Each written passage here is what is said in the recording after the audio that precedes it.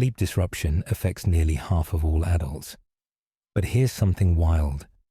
Your 3 a.m. wake-up call isn't random at all. There's actual science behind why your eyes snap open at exactly the same time each night.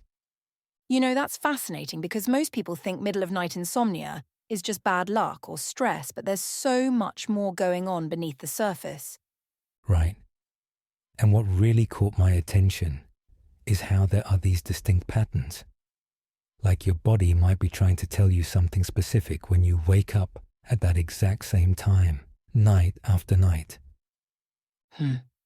So you're saying we can actually decode these wake-up patterns? That's pretty incredible. Exactly. Before we get started, let me welcome everyone to Sleep Signals, a podcast from Nightfall Sleep Radio. Today we're talking about sleep maintenance insomnia, which is when you wake up in the middle of the night. You mean those 3 a.m. wake-ups we all get sometimes? Precisely. There's a lot to cover, so let's start with the first major pattern. What researchers call the stress-driven cortisol spike. It's like your body's alarm system going haywire. Studies in psychoneuroendocrinology show that chronic stress can completely throw off your natural cortisol rhythm. Well, that explains why people often wake up feeling so wired instead of groggy. Their stress hormones are basically throwing a party at 3 a.m. And here's what makes it even more interesting. Once you're caught in that cycle, you get stuck in this anxiety loop. You wake up, worry about being awake, which triggers more cortisol, which makes you more alert. It's like a biological catch-22. So what's the science saying about breaking that cycle? I've heard some pretty interesting techniques. The research actually points to something called the 4-7-8 breathing technique. It's designed to shift your nervous system from fight or flight to rest and digest mode. But here's something most people don't realize. You need to practice it when you're not having sleep issues for it to work effectively during those middle-of-night wake-ups. That makes so much sense. It's like building muscle memory for relaxation. Exactly. But let's talk about another fascinating cause. The blood sugar crash. This is where timing becomes absolutely crucial.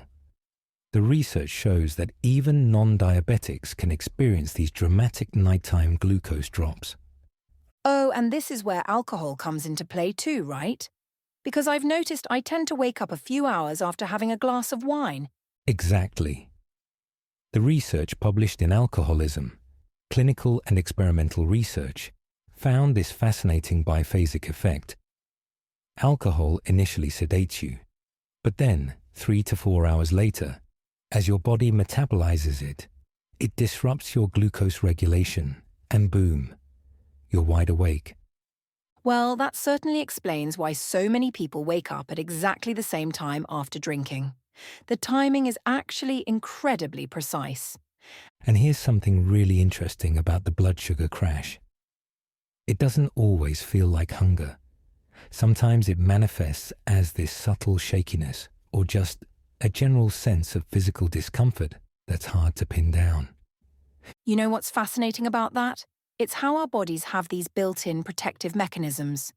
Like waking us up when blood sugar drops too low is actually a survival response.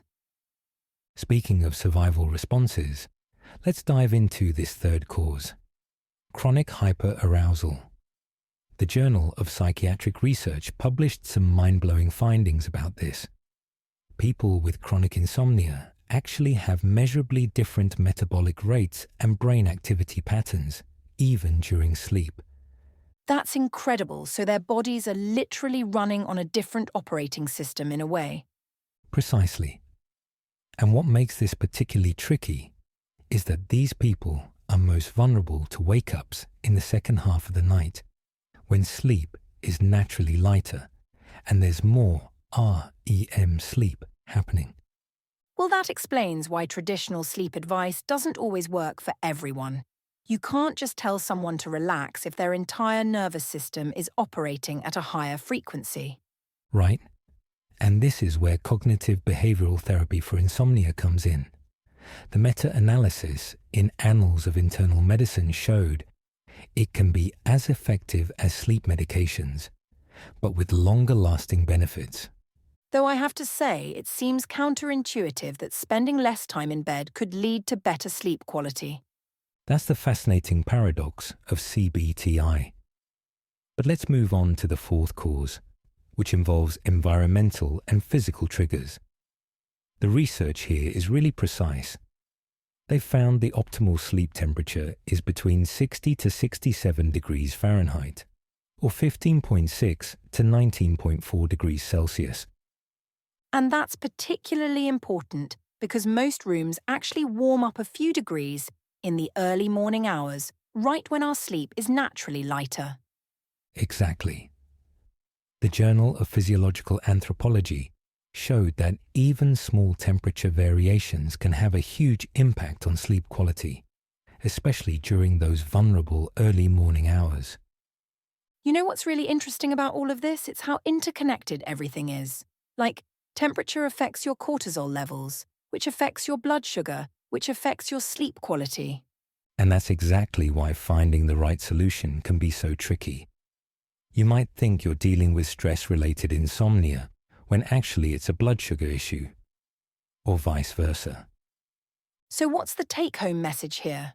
How do people figure out which type of sleep maintenance insomnia they're dealing with? Well, the research suggests starting with a sleep journal to track your patterns. Pay attention to not just when you wake up, but how you feel when you wake up. Are you anxious, hungry, too warm? Each type has its own signature.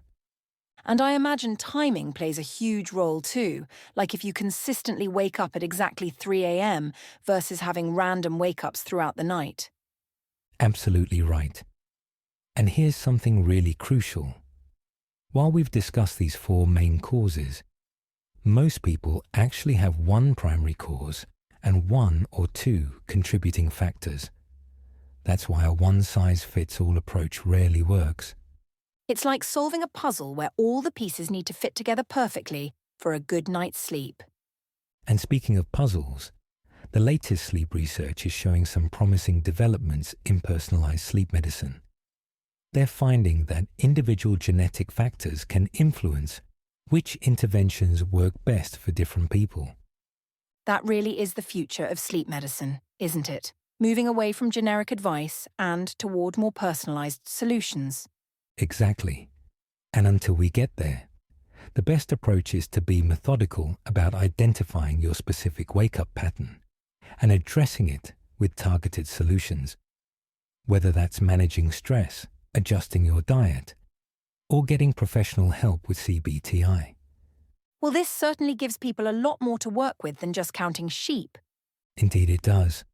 And remember, understanding why you're waking up is the first step toward actually fixing the problem.